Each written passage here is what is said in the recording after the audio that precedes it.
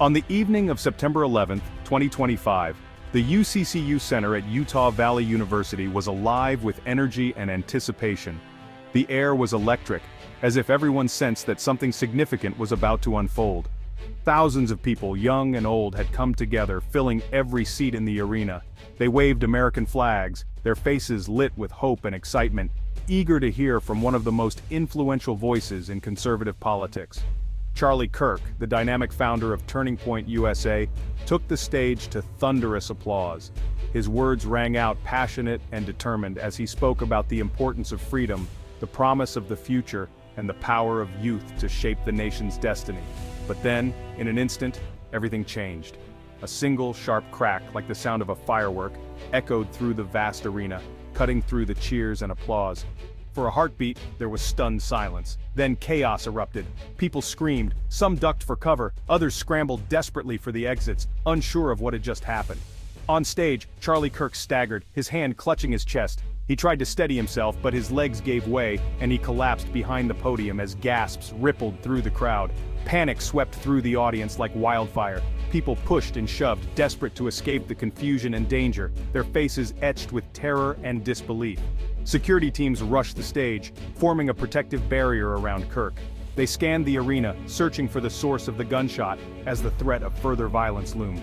Within minutes, the wail of sirens filled the night. Paramedics stormed the arena, fighting to save Kirk's life as the world seemed to hold its breath, watching the drama unfold in real time. Police officers quickly established a perimeter, weapons drawn and eyes alert, transforming the once jubilant rally into a tense and chaotic crime scene. In the aftermath, the arena was left eerily silent. Scattered belongings and abandoned flags told the story of a night that began with hope and ended in fear. Confusion and sorrow hung heavy in the air. Across the nation, millions watched in disbelief as breaking news reports interrupted regular programming. The story spread rapidly, leaving people shocked, saddened, and searching for answers. The stage, once a symbol of spirited debate and youthful optimism, now stood empty and dark. Outside, mourners gathered for a candlelight vigil, their faces illuminated by flickering flames, united in grief. In a single violent moment, a movement's voice was silenced, and the nation was left to grapple with the consequences. To grasp the impact, you must know who Charlie Kirk was. At 31, he founded Turning Point USA, building it from scratch into a national force on college campuses. Kirk was a tireless advocate for conservative youth, a fixture on cable news, and a best-selling author. He inspired students to speak up, organize, and challenge the status quo. His message: America is good, freedom is worth defending, and you should never be ashamed of your beliefs. Kirk's influence extended far beyond campuses. He was a close Trump ally and a daily voice to millions. His assassination left a void in conservative leadership and a movement in mourning. The attack was not just on a man, but on an idea. As paramedics fought desperately for Kirk's life, every second felt like an eternity. The arena, once filled with cheers, was now echoing with sirens and shouts, as medical teams worked frantically to stabilize him and rush him to the nearest hospital. In response, police immediately locked down Utah Valley University, sealing every entrance and exit. Officers moved quickly, cordoning off buildings and redirecting traffic, determined to keep students and staff safe from further harm. SWAT teams in full tactical gear swept through the arena and across the sprawling campus, methodically searching every hallway, classroom, and corner for the shooter. Their presence was both reassuring and terrifying, a stark reminder of the danger still lurking. Meanwhile, students huddled in darkened rooms, crouched behind desks and locked doors. Their phones buzzed non-stop with worried messages from friends and family, as rumors and fear spread rapidly through group chats and social media. Investigators moved in, combing through the chaotic scene inside the arena. Their focus was on the upper seating area, where the fatal shot had been fired. Every seat, stair, and railing was scrutinized for clues. There, they found a single spent rifle casing, small but crucial evidence. This tiny piece of metal would become the key to unraveling the mystery of what had happened.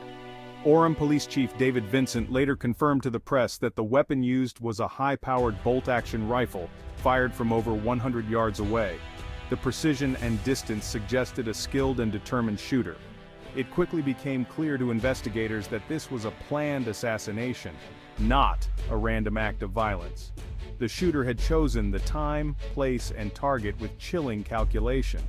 In the chaos that followed, the shooter blended in with the panicked crowd, took the shot, and vanished without a trace. The arena, once a place of celebration, was now a crime scene.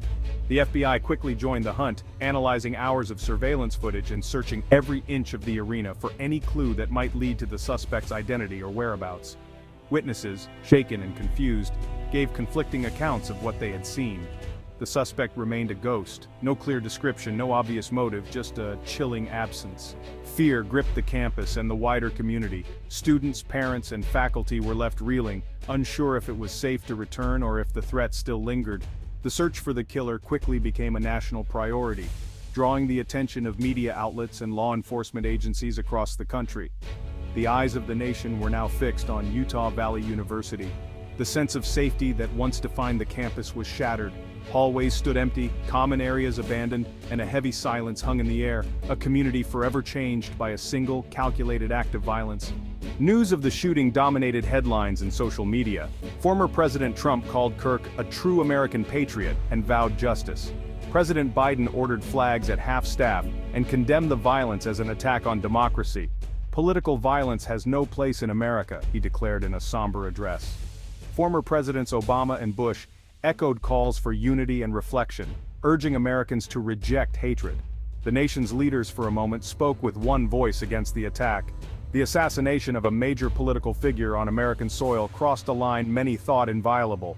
Grief and condemnation poured in from all sides. The country was left shaken, fearful, and uncertain. The future of political discourse was suddenly in question. The tragedy forced a rare, if brief, moment of national unity, but deeper divisions simmered beneath the surface. In the aftermath of the tragedy, Utah Valley University became a powerful symbol of national mourning and reflection. The campus, usually alive with energy and hope, was transformed overnight into a place of quiet sorrow and remembrance. Flags flew at half-mast, and a heavy silence settled over the grounds as students, faculty, and staff tried to process the unthinkable. A spontaneous memorial of flowers, candles, and heartfelt notes grew outside the arena, each tribute a testament to the collective grief and solidarity of the university community. People from all walks of life came to pay their respects, leaving behind tokens of love and support. Classes were canceled for several days as the university prioritized healing over routine. Counseling services quickly overflowed, with students and staff seeking comfort and guidance as they struggled to process the trauma. Friends leaned on each other, sharing stories and tears on campus benches, trying to make sense of the tragedy together. University President Dr. Astrid S. Tumenez addressed the community and the nation, vowing to thoroughly review campus security measures while also reaffirming the university's commitment to protecting free expression and open dialogue. In response, other Utah universities and state officials implemented heightened security and emergency protocols. Police patrols increased, checkpoints were established, and emergency vehicles became a common sight near campus buildings, all in an effort to reassure a shaken public. Governor Spencer Cox spoke out forcefully, declaring, "We will not allow violence to silence speech in Utah." His words echoed across the state, reinforcing a commitment to both safety and the fundamental rights of all citizens. The tragedy ignited fierce debate throughout the community. Some called for a temporary pause on all political events, arguing that safety must come first, and that the wounds were too fresh to continue as usual. Others, however, insisted that open debate and the free exchange of ideas must continue, even in the face of adversity. They argued that silencing discussion would only give in to fear and undermine the very values the university stands for. The administration found itself at a crossroads, struggling to balance the urgent need for safety with the equally important responsibility to uphold free speech. Meetings stretched late into the night as officials reviewed security footage and debated new policies. The campus was united in grief, with students and faculty coming together in candlelight vigils and silent memorials. Yet beneath the surface, there was deep division about the best path forward, and uncertainty about how to heal. The attack forced a reckoning, compelling everyone to confront difficult questions about how to protect both physical security and the right to speak freely.